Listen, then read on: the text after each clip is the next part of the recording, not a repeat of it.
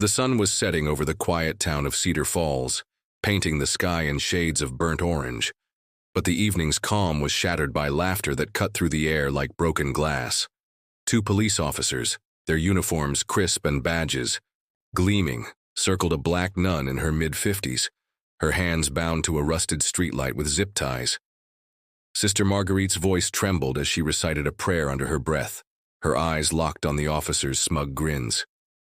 "You think your God's gonna untie you?" one sneered, snapping a photo on his phone. They didn't know her name, they didn't care.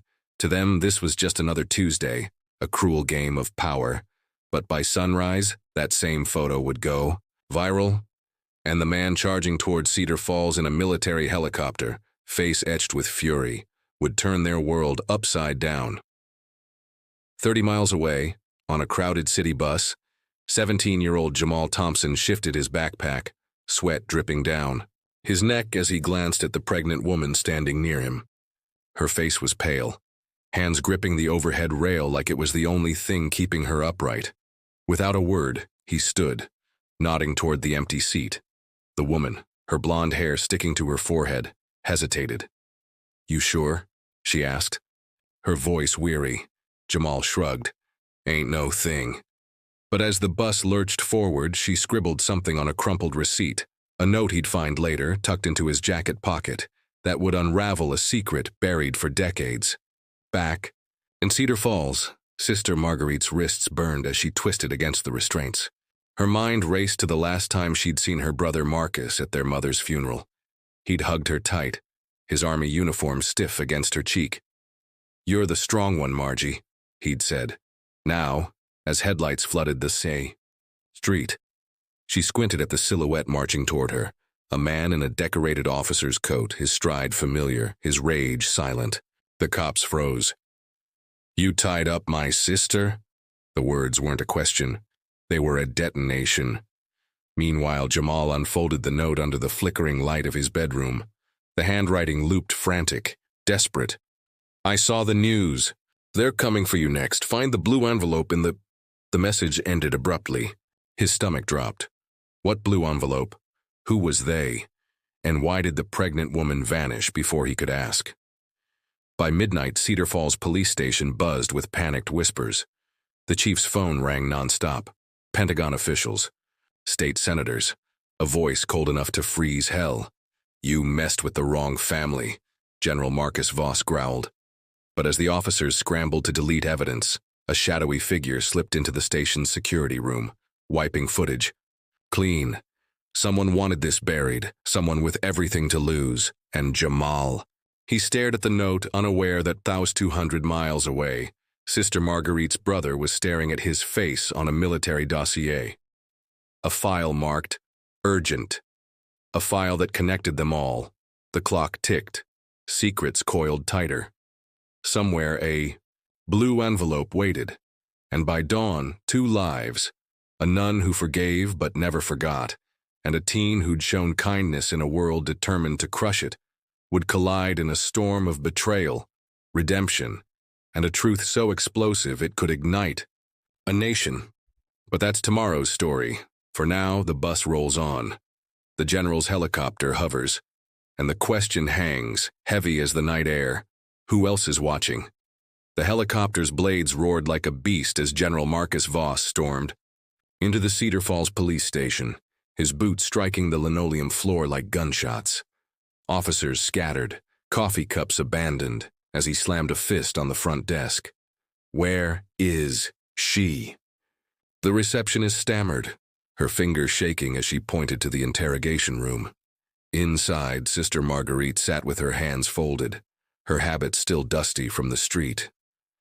The 2 officers who'd tied her up leaned against the wall, their cocky smirks long gone. Marcus didn't look at them, not yet. He knelt beside his sister, gently unclipping the badge from his uniform and pressing it into her palm. "You keep this," he said, voice cracking. "No one's ever going to hurt you again." But as Marguerite closed her fingers around the metal, her eyes drifted to the security camera in the corner, its red light suddenly blinking off. Someone was erasing the truth. Across town, Jamal paced his cramped bedroom, The note crumpled in his fist. His mom's voice floated through the thin walls. "You okay in there, baby?" He shoved the paper under his pillow. "Just homework, Ma." But homework didn't make your hands shake. He replayed the bus ride in his head. The pregnant woman's chipped pink nail polish, the way she'd glanced over her shoulder twice before scribbling the note. Why him? Why now? He pulled out his phone, typing, "Blue envelope Cedar Falls," into the search bar. The top result made his breath hitch. A decade-old news article about a fire that destroyed half the downtown records office. The cause? Suspected arson. Back at the station, Marcus's aide, Captain Alvarez, pulled him aside. "Sir, we've got a problem." She handed him a tablet, a grainy still from the deleted security footage. It showed a figure in a hoodie, slipping into the station's back entrance an hour before Marguerite was tied up. "Who is that?" Marcus growled. Alvarez hesitated. "We don't know, but they accessed the evidence locker." Marcus's jaw tightened. This wasn't random cruelty. This was a setup. Jamal's fingers hovered over the article about the fire. The date, May 12th, matched the birthday of his dad, who died in a car crash when Jamal was 6. Coincidence? His throat went dry. Under the bed, in a shoebox of his dad's old things, he found a key labeled Bus Depot Locker 214, the bus depot that burned down. Sister Marguerite refused medical treatment. "I need air," she told Marcus, stepping outside the station. The night smelled like rain. A streetlight flickered, and for a second she swore she saw a woman in a tan coat watching from the alley. The same woman who'd donated canned goods to her soup kitchen last week. The woman raised a finger to her lips. "Stay silent." Then she melted into the shadows. Jamal stood outside the chain-link fence of the abandoned bus depot, the key burning a hole in his pocket. The moon cast long shadows over the charred skeleton of the building. He ducked through a hole in the fence, his sneakers crunching on broken glass. Locker 214 was rusted shut, but the key turned with a screech. Inside, a blue envelope, crisp and untouched. His name was scrawled on the front in handwriting he didn't recognize. Marcus sat in his sister's tiny apartment, scanning her wall of community service awards. "You never told me you fed half the town," he muttered. Marguerite stirred. "Her tea." "You never asked." Her voice softened. "Marcus, those officers, they kept saying orders, like someone told them to target me." He froze. A text buzzed on his phone, a photo from Alvarez. The hooded figure from the security. Footage caught on a traffic cam 3 blocks away. The hood had slipped, revealing a jagged scar across a man's cheek. Marcus paled. He'd seen that scar before, in Afghanistan, on a mercenary the Pentagon had hired and later disavowed. Jamal tore open the blue envelope. A birth certificate. Spilled out. His name. But the father's name wasn't the one he knew. Marcus Voss. The world tilted. General Marcus Voss? Sister Marguerite's brother? No way. Underneath was a photo of his dad, alive, shaking hands with a man in a military uniform. The date stamped on the back, 2 days before his dad's accident. Rain drummed against the windows as Marguerite confronted Marcus.